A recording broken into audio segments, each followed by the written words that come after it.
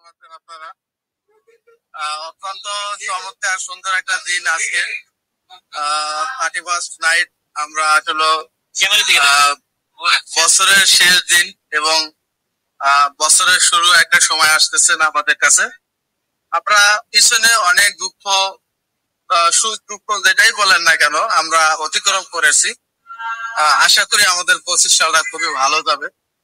তো সেই সুবাদে আমরা বছরের শুরুতে এবং 31st নাইটে আমরা আমাদের ছোট ভাই প্রিন্স, সে অত্যন্ত চমৎকার একটা উদ্যোগ নিয়েছেন। সেই উদ্যোগ থেকে আমি দু চার কথা বলবো। যে গরিবের নেওয়াজ বলতে আমরা একটা আহ, উদ্যোগ নিয়েছি।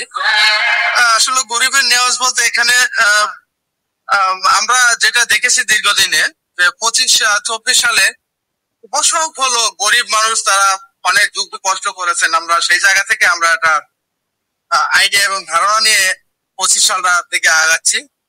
যে অসহায় মানুষের দিকে কেউ তাকায় না, হত দরিদ্র মানুষ।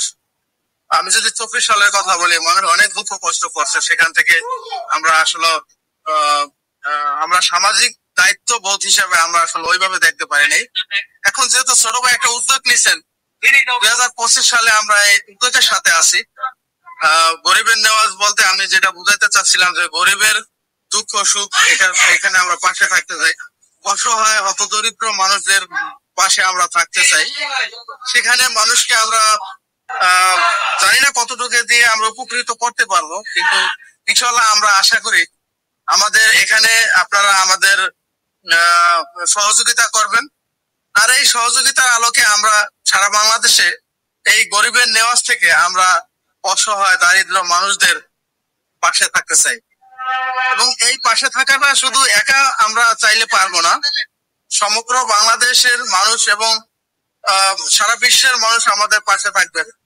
আমরা চাচ্ছি এই বছরের শুরুতে আমরা একটা ভালো উদ্যোগ নিয়েছি, সেই উদ্যোগে আপনারা আমাদের পাশে থাকবেন।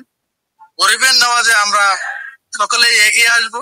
গরিবের নেওয়াজে এই প্রতিষ্ঠানটা এই জন্য আমরা দাঁড় করছি যে অসহায় হত দরিদ্র মানুষ যখন মাঠে ঘাটে, এই যে শীতের দিন আসছে, এই শীতের দিনে অনেক দুঃখ কষ্ট করে।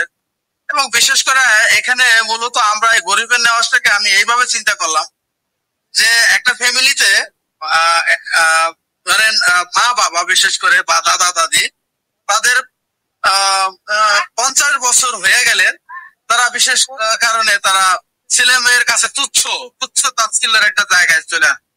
এটা কেমন? ধরেন যার টাকা আছে সেও ছেলে মেয়ের কাছে তুচ্ছ তাচ্ছিল্য থাকে, এবং যার টাকা নাই সে তো অবভিয়াসলি থাকেই। তো এই জায়গা থেকে চিন্তা করলাম যে আসলে এই মানুষগুলা তাদের মনের কথা বলার মতন কোনো জায়গা থাকে না। এই জন্য আমরা এই গরিবের নেওয়াজটা প্রতিষ্ঠাতা করতে চাই। 2024 সালটা আমাদের দুঃখের সময়, যদিও 25 সালটা আমরা এমন ভাবে প্রতিষ্ঠিত করতে চাই এই গরিবের নেওয়াজ থেকে, যেন ওই অসহায় হত দারিদ্র মানুষ এই গরিবের নেওয়াজে আইসা তারা তাদের দুঃখের কথা এবং তাদের সুখের কথা এখানে আইসা প্রকাশ করতে পারে।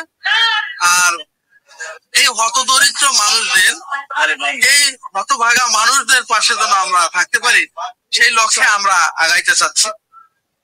তো গরিবের নেওয়াজে আমরা মূলত আপনারা সবাই এগিয়ে আসবেন।